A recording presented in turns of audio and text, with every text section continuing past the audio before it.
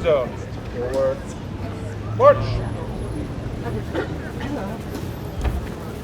King zone. Halt. 2 steps to the forward. March. Right now you can see that they're kind of tightly packed, which is good if we're in an open space like this and they want to deliver a lot of firepower quickly to the enemy. But if, as light infantry, we want to skirmish with the enemy, if we want to drive them back, if we want to have a wider area of distance to cover, we'll work at extensions, and you'll see that right now. King zone, wheel left, left, wheel.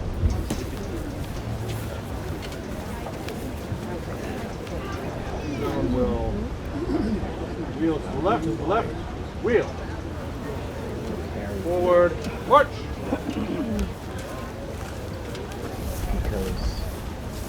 Left, wheel. King zone, halt. Spacing. King zone will extend 5 paces to the left. March.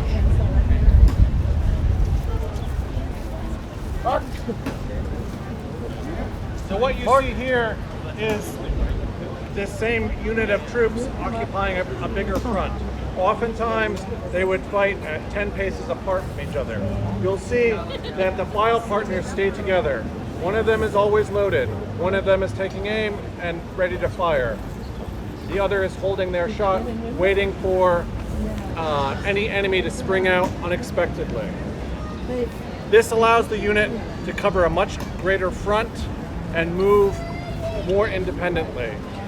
If there were any trees on this barren field, I could say, King zone to tree, and they would find a tree or cover, or they might go prone, seek any cover that they could find.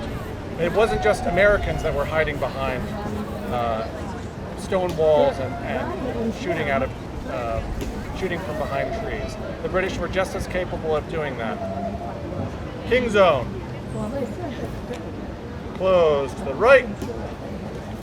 March.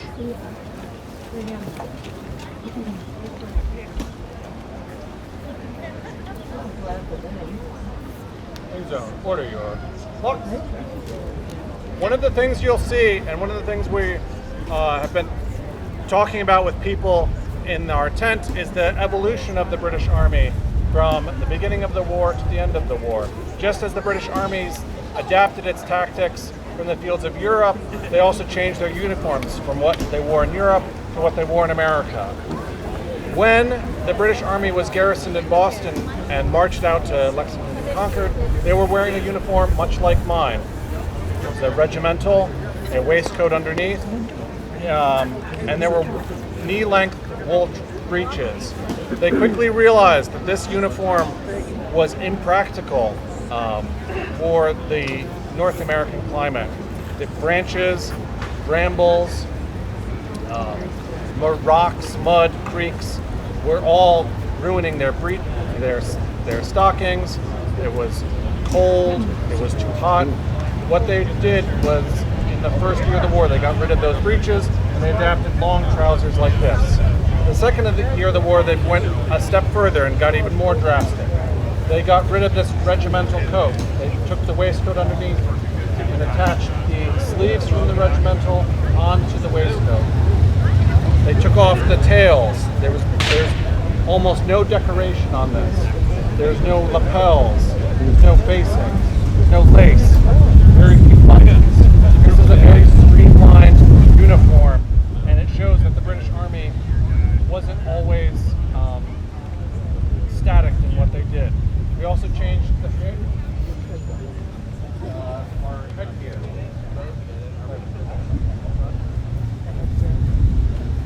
She is wearing a leather helmet. It's very hot. It's very heavy. It doesn't do a lot of good for anything. There's no brim to keep the rain off. So when it rains, the water just goes into your eyes. And I know we all know this by personal experience. There are chains on the top. The chains are designed to help protect the infantryman's head against a saber blow. the British Army conceived that the light infantry would often be operating out in front of the enemy, and that in Europe there was a lot of cavalry that could come and attack them. In America, there weren't really any cavalry, so that helmet disappears, and what they get is a broad-brimmed hat, which can protect you from the sun, from the rain, and is also a lot easier to wear than this big leather helmet. Everything that the armies did back then was in manuals and books, broken down step by step. They assumed that the soldiers could not think for themselves. Everything had to be very regimented. We as light infantrymen have simplified that drill because we're expected to act more independently and move quicker. So, shoulder lock, tri-man, load. So he's going to bring his musket back to this position, kind of supporting it with one hand and almost under the shoulder of the other hand. He's going to bring his right hand back, reach in, grab a cartridge, pull out the cartridge. He's going to take the top two teeth and bite off the top of the paper in the cartridge, pouring in a small amount of powder from that cartridge into his musket. He'll then close his pan and then pour the rest of the powder down the barrel. If this was a real musket, he would pour the powder down the barrel. Then he would push the paper down the barrel. And then finally the soft lead ball down the barrel. He then pull out his ramrod and pack all of that as tightly as possible so that the explosion of the powder works is as controlled as possible and propels the ball as fast as possible. He is now primed and loaded. You'll note that when we do reenacting these days, we'll only load the powder. We don't put the paper down because the paper can come out and potentially injure someone. We don't use the ramrod because the ramrod could come out if you forget it and pull the trigger. It has happened in the past. That's why we no longer ram. So he's now ready to fire. Purple shine. Like, ready? He'll pull down this hammer, which holds a flint in it. Present. Fire. You'll notice there's not really a separate command for aiming. When you're in a battalion company with several hundred others, the expectation is that you're going to produce a large volume of fire, and that fire is going to quickly eliminate the enemy. When you're a light infantryman, you're expected to aim at the enemy. They don't want you to waste your powder. And you would automatically reload and be ready to fire again. A trained infantryman could average maybe 3 shots a minute. But the British did not rely on firepower alone.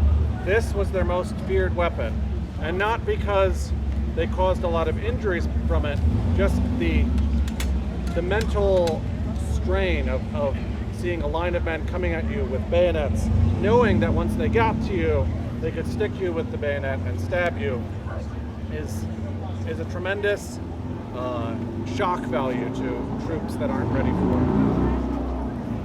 it. So oftentimes in battles of the American Revolution, the British would fire several volleys and then charge with the bayonet. And often the Americans would scatter because their troops were not as well trained, and a lot of them didn't have the bayonet to counter it. A lot of battles happen very quickly.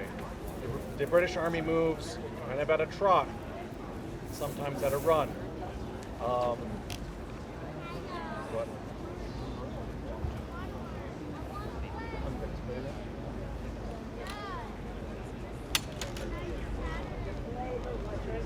Are there any questions? Anyone? I do.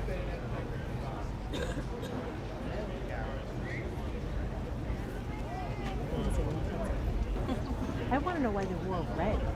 They were an easy target. King zone, shoulder your locks. He was talking about hiding. Fix your bayonets.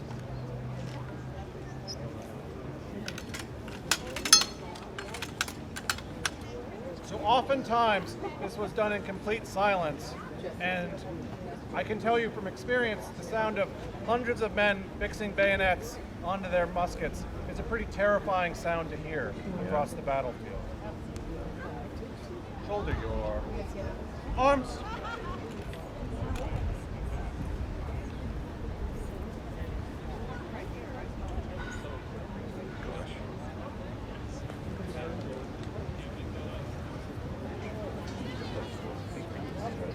King zone.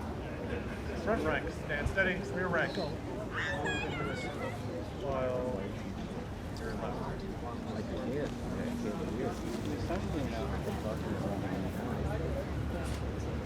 King zone. Take care of the wheel to the left, left, wheel.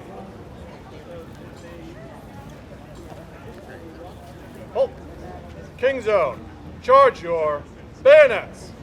Huzzah! So after that initial huzzah, the British Army is going to advance silently. And so a line of silent men intent on violence is scary. King zone, forward, march!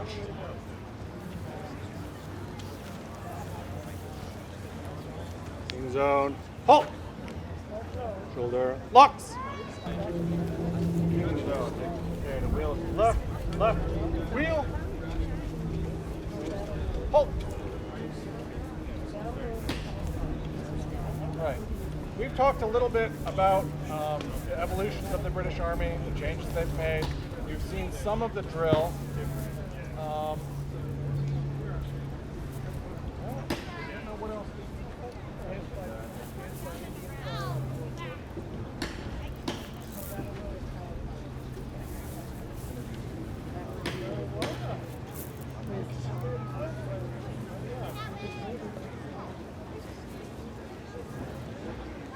King zone, advancement Indian file to the right.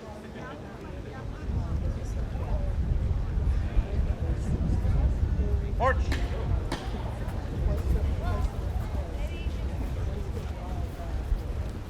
Take care. Halt! What you've just seen is the unit moved from line into a column of files, one man deep. And this is especially useful if you're moving through a gate in a field, over a stream that has like one fordable spot, or through the woods instead of moving as a column or a line through the woods. Oftentimes, the light infantry would find themselves almost exclusively in the woods, especially in the north New York and Canada. Yeah. King zone, form front! Just as I used that earlier command with my hat to indicate left or right, and when I've told the unit to form front, they will all move into where they were before, facing where they were going, facing towards the enemy. King zone. Take care. Advance. King zone. Forward. March. Counter wheel to the left. March.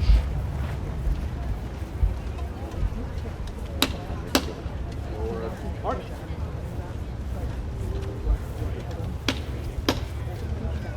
King zone. Halt. One of the things you'll see is that the men are holding their weapons kind of at the midpoint, a good balance point. And this is a pretty comfortable way of holding the weapon. It's better than holding it like this. There's less weight involved. The weapon balances itself. It's also easier to go over, again, rough terrain. They can also carry their weapons at the port. King zone. Port your locks. This is especially useful when moving through grass. I was at a reenactment last week and the grass was up to my shoulder. So we would hold them like this, keep them from getting tangled up in the grass or even above our heads. And especially when moving over especially rocky terrain and the weapon is loaded, this is a good way of holding it. King zone. Shoulder your lux.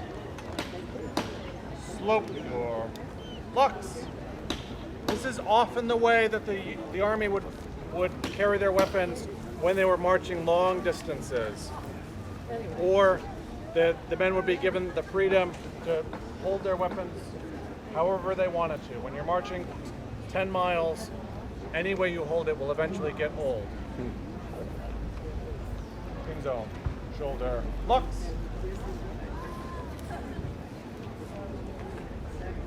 Advance your firelocks. This is another way of holding it by the trigger. It relieves some of the pressure from it being on your shoulder. And this constant moving of the position of the gun really, really helps, believe me. We did a march from Cambridge, Massachusetts to Lexington. We left Cambridge at 1 a.m. We got to Lexington at 6 a.m.